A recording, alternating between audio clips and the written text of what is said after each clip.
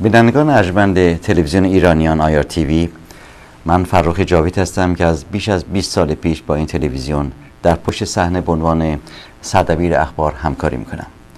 به شما سلام عرض میکنم و فرارسیدن سال نو 1388 خورشیدی رو خدمتتون تبریک عرض میکنم. یک قطعه کوتاه ادبی هست که این رو از نویسنده است ارشد گمنام، این رو به عنوان هدیه نوروزی از بنده بپذیرید.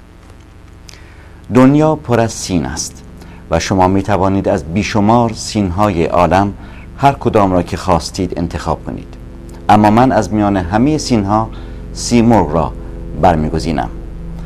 هرچند گنجشکی کوچکم و هرچند روی شاخه نازکی نشستم، اما دلم بیتاب پر زدن در هوای قاف است، بیتاب آن کوه بلندی که روی لبه جهان است و آن طرفش دیگر خاک نیست و زمینی و همه اش آسمان و همه اش ملکوت است.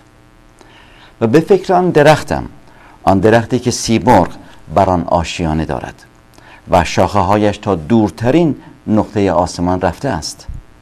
اگر سیمرغی هست، پس گنجشک ماندن و بلبل ماندن و طاووس ماندن گناه است.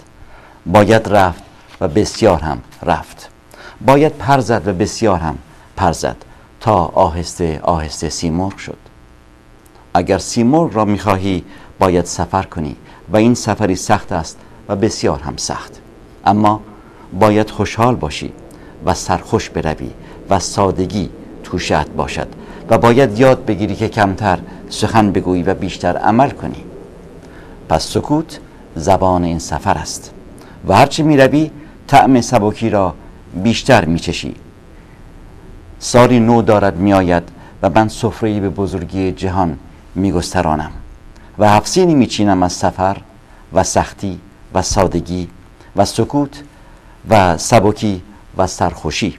اما همه این سینها تنها در کنار سیمرغ زیباست که سین هفتم هفت سین جهان است. سفره هفت سینتان که جلوه‌گاه تپش قلب ایران است، گسترده باد و سرسبز و نوروزتان پیروز.